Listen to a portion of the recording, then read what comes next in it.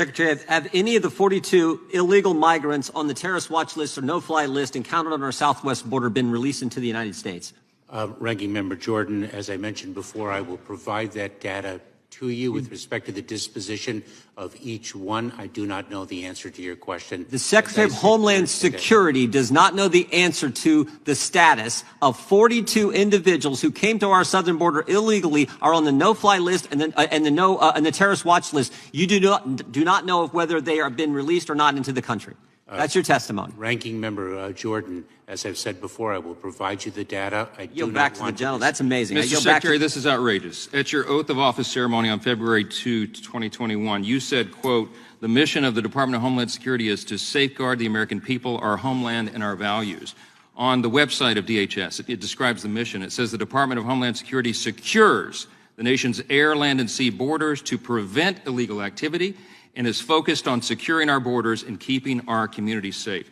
Sir, you're the 7th Secretary of Homeland Security in charge of the 3rd largest federal department in the United States and the largest immigration system in the world. You are given immense power and an absolutely critical responsibility.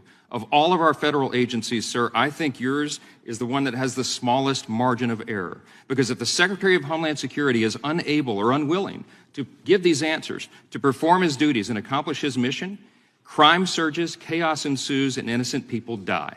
And Mr. Mayorkas, that is exactly what is happening on your watch. All of us have been down to the border. We've seen this with our own eyes, and we are outraged. And so are our constituents and all law-abiding citizens in this country. They're outraged because of your deliberate and defiant policies. These are the documented facts. We have a literal invasion of lawless masses flooding over our border from more than 160 countries. The safety and security of the American people are being directly threatened, and innocent children, sir, are being abducted, assaulted, and murdered by human traffickers. Countless numbers of known terrorists and vicious gang members are clearly coming across our border and making their way into our communities all over the country.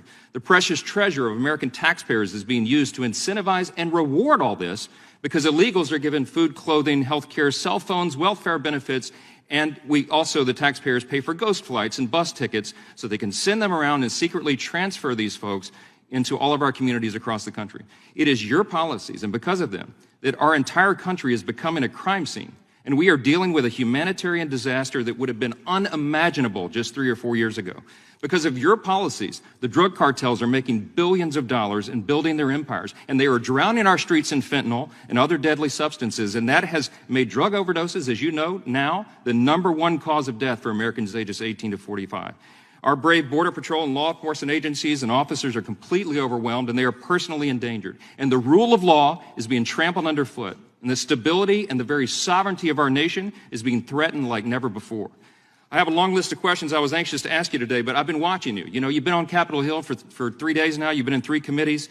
You have an extraordinary talent, I think, for evading questions, and you've provided answers that are not accurate, and that's documented. You're insulting the intelligence of the American people, and you're subjecting them to extraordinary danger. This is not a game. It's been detailed over and over this week, and here again today. You have presided over the greatest immigration catastrophe in American history, and it's an objective truth that you have helped design and implement this system. You took your oath of office in February last year, and by the end of the first year, ICE recorded the highest number of border crossings and the lowest number of deportations in history. Fact. You have stated publicly in direct defiance of our laws that, quote, being here illegally by itself is not enough to be removed, unquote. If DHS does not deport illegals, that is, apprehend and quickly remove people who cross into our country illegally, then we have no border security at all. We all know that after Title 42 is repealed, 18,000 immigrants a day are going to result coming over that border. It's going to be a total collapse of operational control. If people are allowed to simply walk in here and live and work and collect taxpayer-funded benefits and assistance for years upon years and maybe permanently, then in a very short period of time, we'll be totally overwhelmed. We'll be crushed by the sheer numbers and the weight of illegal immigration, and there will no longer be any border, any security here, any sovereignty at all. We won't have a country. I called for your resignation in July of last year and explained then that it had already become crystal clear that you were either unable or unwilling to do your job. But as has been said here today now, based upon the facts and the evidence, we've concluded you're doing this intentionally. It is despicable. I believe these are impeachable offenses, and Mr. Secretary, my advice to you is to begin your search for a different career field very soon, because there will be an election and the American people will let their voices be heard on this, and we will be taking the majority.